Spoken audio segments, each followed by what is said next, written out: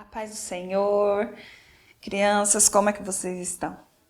Hoje a gente vai para a lição 10, né? Que tem como tema uma história sobre a atenção, né? Vamos descobrir aqui quem precisava ter atenção, né? O que essa história vai abordar hoje? Para vocês que têm a revista, né? Essa revista, né, desse trimestre que a gente tá estudando, né, aprendendo histórias bíblicas e salmos, né? Se você não tem e quiser acompanhar, né, essa lição, esse tema, né, aí você vai lá na Bíblia, em Salmos 127 e 128, que você vai encontrar, ou em Lucas 10, 38 ao 42, tá bom? Então, você que não tem a revista e quiser acompanhar, pega a Bíblia e vamos lá, juntos, descobrir. Essa história vai falar um pouquinho sobre a família. Eu amei tá estudando essa lição, né? Porque abordou dois temas muito importantes, que é a família e Deus, né? Então, juntou essas duas coisas muito importantes. Eu fiquei muito feliz, porque falou sobre a família, sobre a união, né? Que isso agrada. A família ser unida agrada o coração de Deus, né?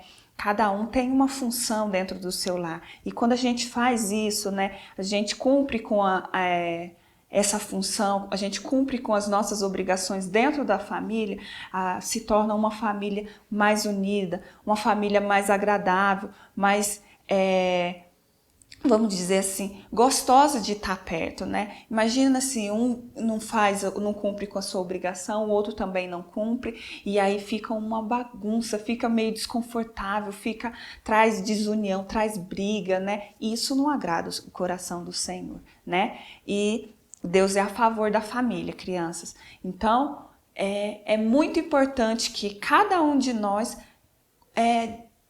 busque fazer o melhor dentro da família, né? De cada família aí, cumprir o seu papel da melhor forma possível. Se você tem alguma dificuldade nisso, pede ao Papai do Céu que Ele vai te ajudar. Ele vai estar te auxiliando, porque Ele quer o bem da sua família, quer ver vocês todos unidos e felizes. Amém? Hoje a gente também vai falar da família, né? E dentro dessa família tem Marta e Maria, né? Essas duas irmãs, a Bíblia fala um pouquinho sobre elas, que Jesus era amigo dessa família, né? Jesus sempre que ia a Betânia, sempre gostava de estar lá, dar uma passada, né? Lá na casa de Lázaro, né? E as suas irmãs, que é Marta e Maria. E um determinado dia, elas também gostavam muito, eles, né, gostavam de receber essa visita. Imagine aí, você, né, e sua família, e sabe que Jesus vai passar na sua casa, vai te fazer uma visita, né? Vocês vão ficar empolgados, eu ficaria, né? Muito empolgado, né? Muito ansiosa, né, pela presença de Jesus. E a Marta resolveu fazer os preparativos, né, para receber Jesus, né? A palavra do Senhor fala que ele tinha esse costume de sempre quando passava lá, ele fazia essa visita.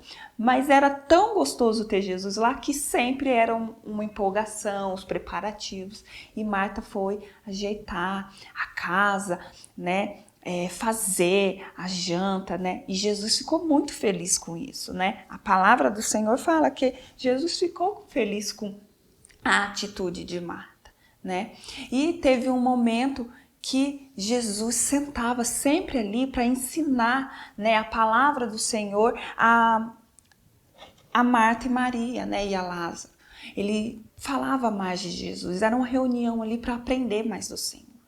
E Marta estava muito atarefada com as coisas, preparativo, com a refeição, né? E Maria estava dando atenção a Jesus, porque ela estava ali cheia, né, de sede de aprender mais de Deus, né? E queria ouvir Jesus falar do Pai. E aí Marta ficou muito chateada por conta disso, de estar trabalhando, de estar fazendo a janta, né, o almoço, não sei, sozinha, de estar limpando tudo sozinha, sem a ajuda da irmã Maria, né? E aí ela foi questionar lá, falar para Jesus se Jesus não se importava, né, dela estar fazendo tudo sozinha.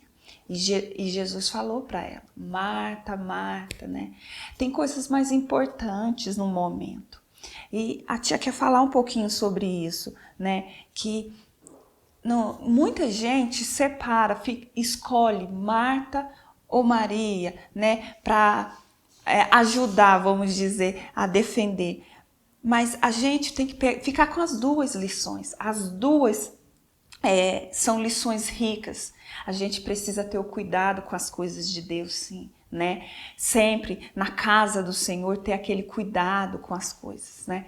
Porém, a gente precisa ter a sabedoria de estar atento quando o Senhor está na casa, né? Quando Deus está ali e se apresenta, porque a gente precisa aprender cada dia mais do Senhor, né, de Deus. E quando Jesus chega, tudo muda. Então, cada um de nós precisa ter esse pensamento, assim, ó, eu vou cuidar das coisas de Deus, mas eu também vou ter atenção.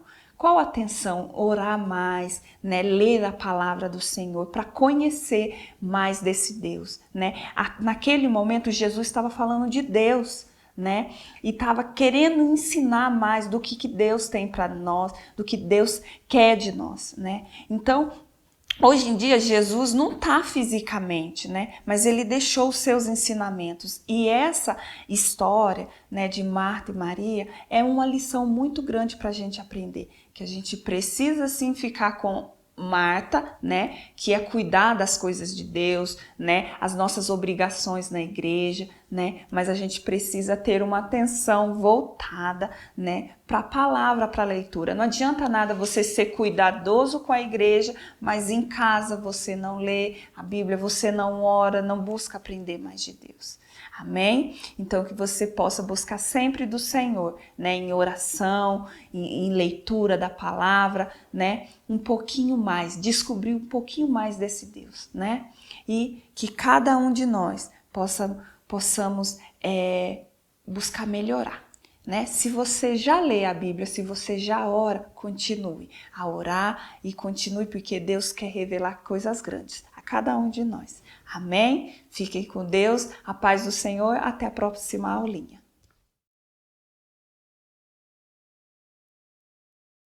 A paz do Senhor, crianças, paz do Senhor, famílias. Mais um domingo nós estamos aqui, mais uma aula. E hoje vamos ver a lição de número 10, que tem por título A Volta para Casa, da nossa revista Saber Mais, os alunos de 9 a 11 anos, com o tema Livros Históricos. O texto do dia nós vamos encontrar lá no livro de Esdras, no capítulo 3, no verso 11, que diz assim: O Senhor é bom e o seu amor pelo povo de Israel dura para sempre. O primeiro ponto da nossa revista diz assim: a volta para casa e a reconstrução do templo. E o nosso texto diz que, mais uma vez, o povo de Israel tinha pecado, tinha se afastado do Senhor, estavam longe dos caminhos do Senhor. E Deus enviou profetas para falar com eles, mas eles não quiseram ouvir. Então, como consequência do erro, do afastamento, do pecado daquele povo, Deus entregou esse povo para ser cativo do povo da Babilônia. Eles ficaram então sendo escravos ali na Babilônia, servindo ao rei da Babilônia, fazendo tudo que o povo da Babilônia fazia. Mas depois de um certo tempo, a Babilônia perdeu, por erros também, foi dominada pela Pérsia. Então tudo que era da Babilônia, tudo que estava lá, inclusive os escravos que tinham ido de Israel, ficaram cativos agora da Pérsia. E a Bíblia conta que isso durou uma média de 70 anos. Até um dia que o rei Ciro, que era o rei da Pérsia, Deus moveu o coração dele a liberar o povo para voltar para Jerusalém. Deus moveu o coração dele. Então ele permitiu que o povo voltasse. E nessa volta para Jerusalém, voltaram uma média de 43 mil homens, 43 mil pessoas.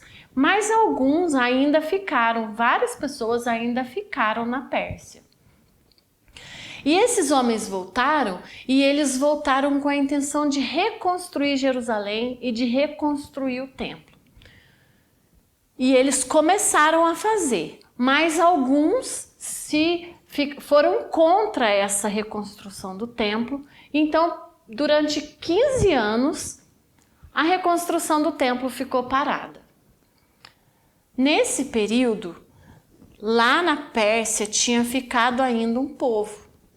Então, mudou-se o rei, trocou para o rei Dario, e Esdras, que era um homem de Deus, que morava lá ainda na Pérsia, ele pediu permissão para o rei para poder voltar para Jerusalém. Além de ter a intenção de reconstruir o templo, Esdras também tinha, dentro do coração dele, ele não tinha se esquecido da lei do Senhor. Ele sabia perfeitamente todos os mandamentos que Moisés tinha dado, ele conhecia as leis, e então ele não ia somente reconstruir o templo. Junto com ele, voltaram várias pessoas, voltaram sacerdotes, voltaram músicos, voltaram muitas pessoas também. E Esdras, então, liderou esse povo. E quando chegaram em Jerusalém, Esdras ajudou esse povo, e ele também estava dentro dessa construção, a reconstruir o templo. Claro que não ficou como era antes, não ficou tão grandioso como era, mas eles reconstruíram. E além de reconstruir o templo, Esdras ensinou aquele povo a palavra do Senhor. Levou o povo a entender que eles só ficaram cativos por tantos anos, tanto da Babilônia quanto da Pérsia, porque eles tinham abandonado as leis do Senhor, porque eles tinham se esquecido de tudo que Deus tinha feito por eles. E levou o povo ao arrependimento. Esdras foi um grande homem de Deus. Esdras deu um grande exemplo do que é ouvir a palavra de Deus e segui-la. O povo todo se arrependeu, Deus ouviu a oração daquele povo, Deus sempre esteve com aquele povo, mas Deus esperava que eles entendessem que precisavam se arrepender e buscar o Senhor. Aqui na conclusão da revista diz assim: aprendamos com Esdras que devemos ler, entender e obedecer a palavra de Deus. É por meio dela que nos tornamos servos comprometidos com o Senhor e com o seu reino. Foi isso que Esdras fez. Ele leu, entendeu e obedeceu a palavra do Senhor. Crianças, que nós possamos ser como Esdras, para lermos, entendermos e obedecermos a palavra do Senhor. Amém? Que a partir de hoje, eu e você possamos ter um compromisso diário de leitura da palavra de Deus, para que a gente possa buscar o Espírito Santo, para que a gente entenda a palavra e consiga, através do poder de Deus, da força do Senhor, junto com a nossa determinação, obedecer os seus mandamentos e sermos abençoados em nome de Jesus. E podemos, como Esdras, abençoar as pessoas, levar a palavra de Deus onde andarmos. Amém? Um beijo e até a próxima semana, em nome de Jesus.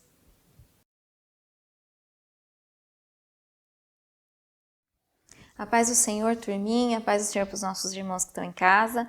A nossa lição de hoje é a lição de número 10 e o título da nossa lição é o Livro de Deus. E a nossa mensagem valiosa está em Salmo 119:11, que diz: escondi a tua palavra no meu coração para eu não pecar contra ti.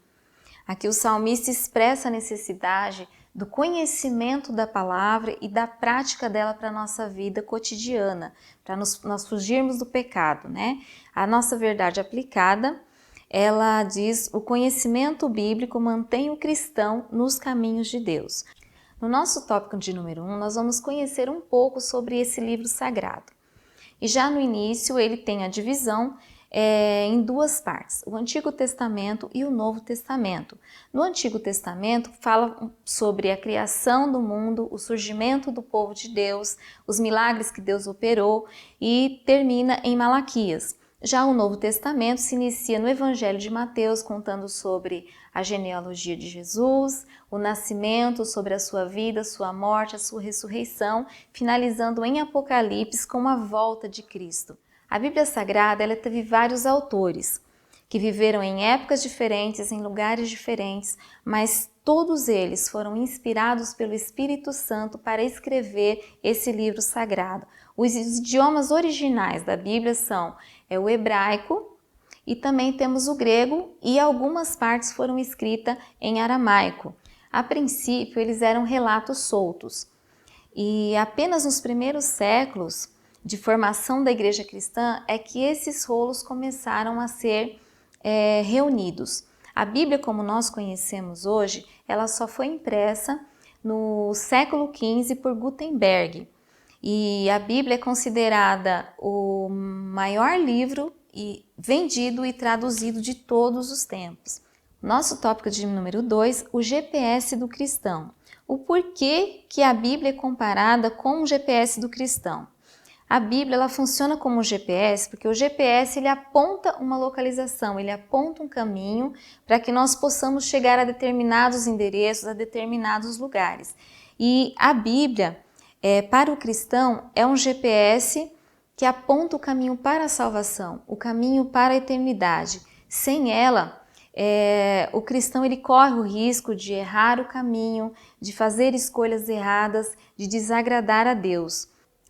Ela ensina o cristão a como conduzir a sua vida de acordo à vontade de Deus. Em 2 Timóteo, capítulo 3, versículos 16 e 17, diz que toda a Escritura é divinamente inspirada e proveitosa para ensinar, para redarguir, para corrigir, para instruir em justiça, para que o homem de Deus seja perfeito e perfeitamente instruído para toda boa obra.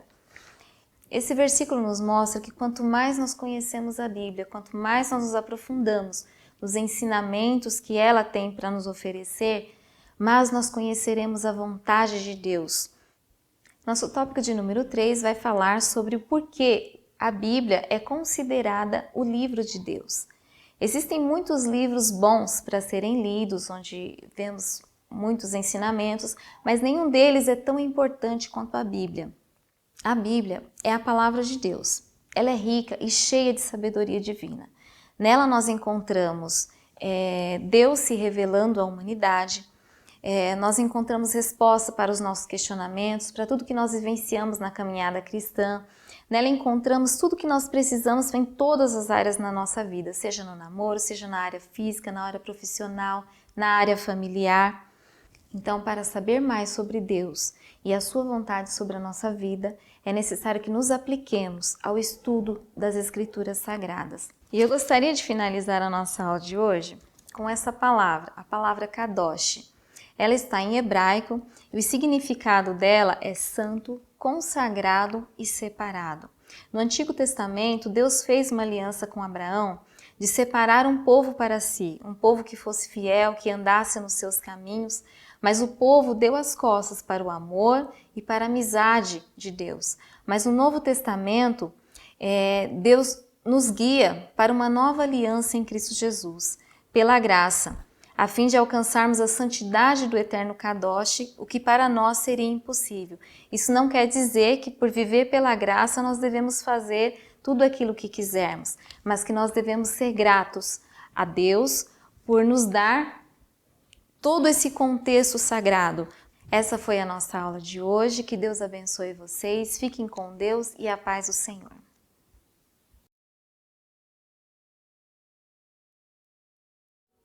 A paz do Senhor.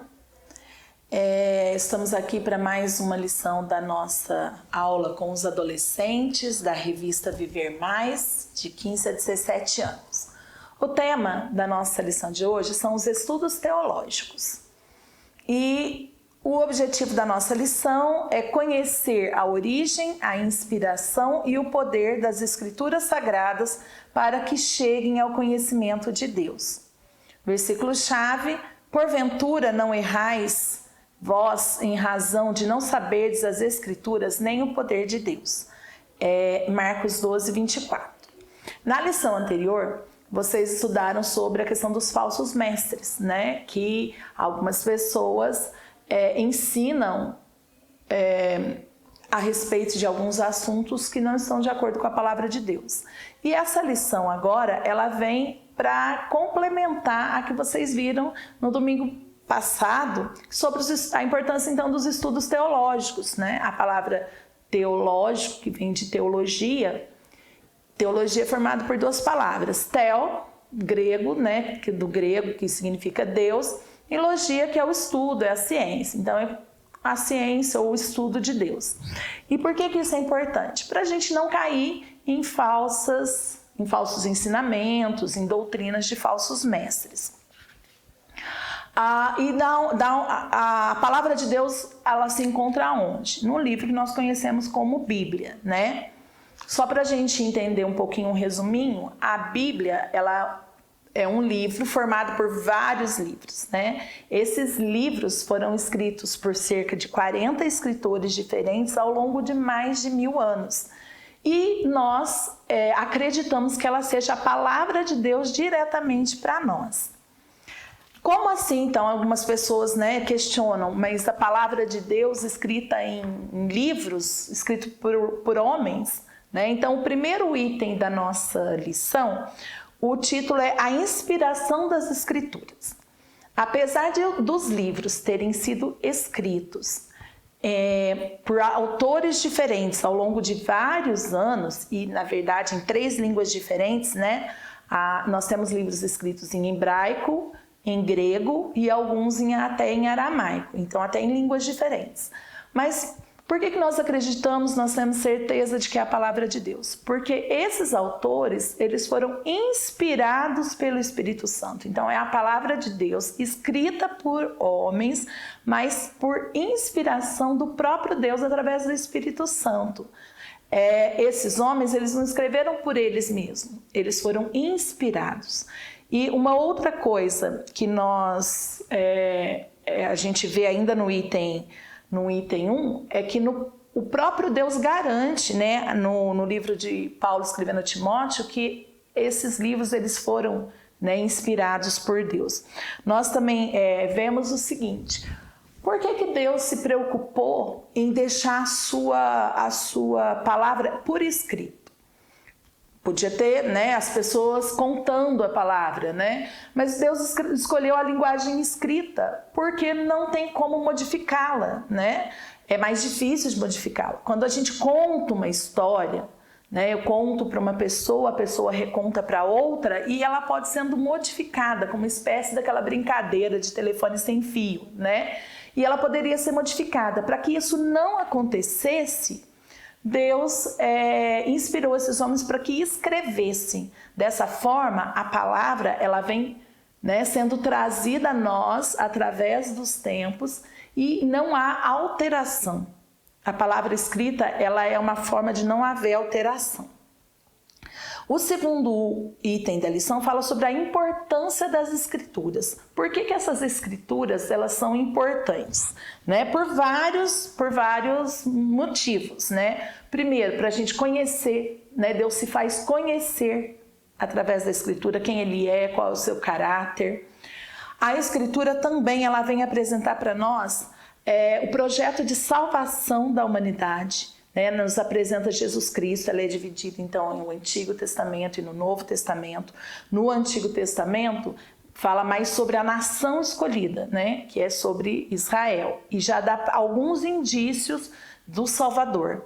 E o Novo Testamento ele apresenta, né, o motivo de toda a Escritura, que é Jesus Cristo.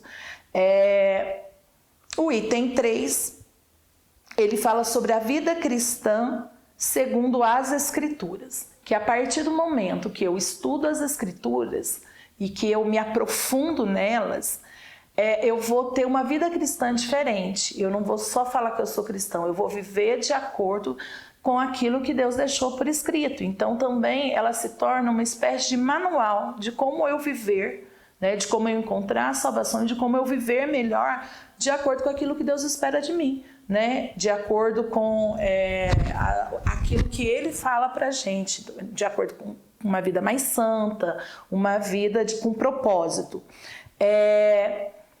Tem uma frase aqui na lição que eu achei bem interessante que eu vou ler, tá? Que ela fala assim, que o relacionamento que você tem com as Escrituras determina o relacionamento que você cultiva com o Pai, porque nela você pode aprofundar e buscar o conhecimento de Deus. Isso eu achei bem forte, né?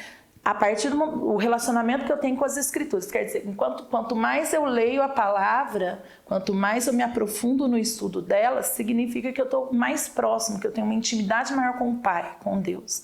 E quanto menos eu tenho essa relação com as Escrituras, o meu relacionamento com Deus está mais distante. Voltando na questão da aula que vocês acabaram de ter domingo passado, a gente entende isso, que quando eu tenho um relacionamento maior com Deus, eu sou capaz de combater os falsos ensinos, de combater os falsos mestres, os falsos ensinamentos, porque eu vou estar tirando a minha fonte, o meu conhecimento direto, né, da boca de Deus, que é a palavra dele. Então, que a doutrina que nós seguimos, né, a doutrina de vida nossa, ela é tirada diretamente da Escritura. É claro que ler outros livros é importante, que se aprofundar nos estudos é importante, mas eu tenho que partir do princípio, do livro principal, que é a Palavra de Deus. Só para conhecimento, né?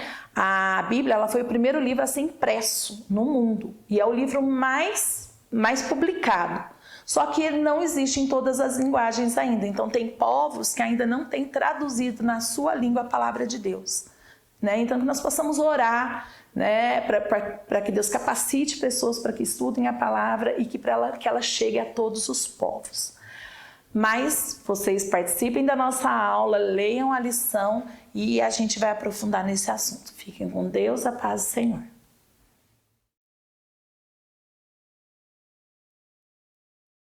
Paz do Senhor, meus irmãos, aqui Pastor Rogério. Nós estamos na Escola Bíblica Dominical da Igreja Assembleia de Deus, Ministério de Madureira, Campo de Poços de Caldas, Minas Gerais, cujo pastor-presidente é o Dr. Aurélio Rodrigues dos Santos, e você está na classe dos seguidores de Cristo.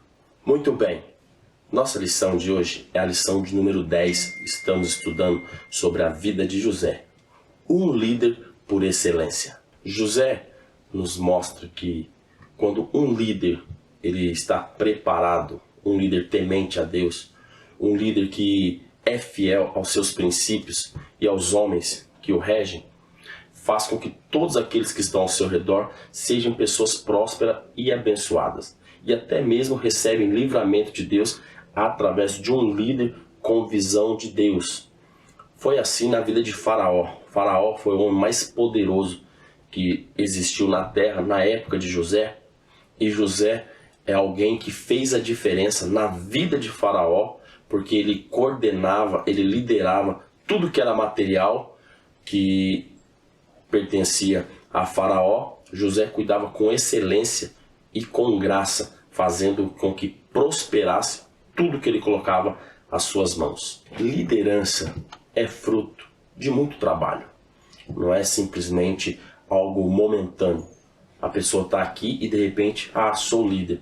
Não, é um processo, é algo que tem que ser construído dia após dia. Claro que tem uns que são vocacionados, alguns nascem com o dom de liderar, mas com o passar dos dias ele aprimora os dons para que possa crescer, para que possa conquistar, para que possa fazer aquilo que foi chamado para ser feito. Quando falamos em liderança, logo pensamos a respeito de liderar trabalho, liderar cargos na igreja, mas a primeira liderança que nós precisamos aprender a governar é sobre nós mesmos, o nosso temperamento, o nosso emocional. José foi alguém que cuidou do seu emocional, alguém que diante das dificuldades da vida, diante dos seus irmãos, da afronta dos seus irmãos, da calúnia, das difamações que seus irmãos fizeram, ou até mesmo lançá-lo numa cisterna, José precisou ter autocontrole, ele precisou dominar a si mesmo, e assim ele obteve sucesso. Foi assim diante de Faraó, quando foi caluniado pela sua mulher, a mulher de Faraó, dizendo que ele a assediou, tentou violentá-la. José foi preso, mas não abriu a boca. Manteve a postura, o domínio próprio, porque sabia que o autocontrole faz com que o ser humano erre menos. E José foi alguém que governou a si mesmo muito bem. Não é à toa que chegou aonde chegou e foi uma pessoa que é referência de geração em geração. Um líder, por excelência, precisa também de superação, superar perdas. José perdeu sua família, José perdeu sua mãe muito cedo, José perdeu a sua infância, José perdeu a sua juventude, porque muito cedo foi vendido, muito cedo virou escravo, mas ele não perdeu a sua fé. Então, um líder precisa ter esperança, confiar em Deus, mesmo na adversidade, mesmo com perdas tão grandes como foi as perdas que José teve em sua vida, mas manteve focado em Deus e no propósito e obteve vitória. José não nasceu um governador, José se tornou um governador, porque tudo que era confiável, tudo que vinha em suas mãos, ele tratava com zelo, com amor. E isso fez com que, mesmo como escravo, ele pudesse honrar o seu senhor. Mesmo numa prisão, ele honrou aqueles que estavam aos seus cuidados. Ele não entrou na prisão já sendo alguém que liderava a prisão. Não, mas ele se comportou, o bom comportamento. O homem temente a Deus, o homem que sabe a importância que é reverenciar um Deus e respeitar o ser humano. Não importa onde ele esteja, ele vai crescer, ele vai prosperar, porque Deus é na vida dele. Todo homem, toda mulher de caráter, de fibra, não precisa usar ninguém como escada, não precisa passar por cima de ninguém, não precisa trapacear, não precisa ludibriar, não precisa enganar para conseguir cargo, para ser alguém honrado. Basta você confiar no Senhor e fazer a sua parte. Fazer a sua parte. Honrar, buscar, estudar, fazer a diferença, fazer além do que é pedido. Porque fazer o básico, isso todos já fazem. Fazer somente o que lhe é pedido, isso é uma mera obrigação. Então, se eu e você, se nós queremos ter uma vida de destaque, uma vida diferenciada, nós precisamos aprender esses princípios de fazer além do que é esperado. Fazer aquilo que tem que ser feito. Eu não preciso ser mandado para fazer alguma coisa. Se eu sei que precisa ser feito, se eu estou vendo a necessidade, é o meu papel fazer. Temos vivido uma época difícil, onde a maioria das pessoas não se importa uma com a outra, onde se importa mais em tirar uma foto do que salvar uma vida, em fazer um vídeo para ter views do que cuidar de uma vida, ou até mesmo fazer algo por alguém relacionado a uma foto, uma postagem para se autopromover. José não precisou nada disso. Quantas décadas já se passaram e até hoje nós mencionamos o nome José como alguém que nós precisamos aprender a ser um líder como parecido. José marcou a história, marcou sua geração e até nos dias de hoje fala mais alto, não pelas suas palavras, mas pelas suas atitudes. Que nossas atitudes possam falar mais alto do que nossas palavras. Essa foi a nossa lição de hoje. Espero que Deus tenha te abençoado e continue te abençoando. Não só você, como toda a sua família. Eu fico por aqui e desejo a você muita paz e até a próxima.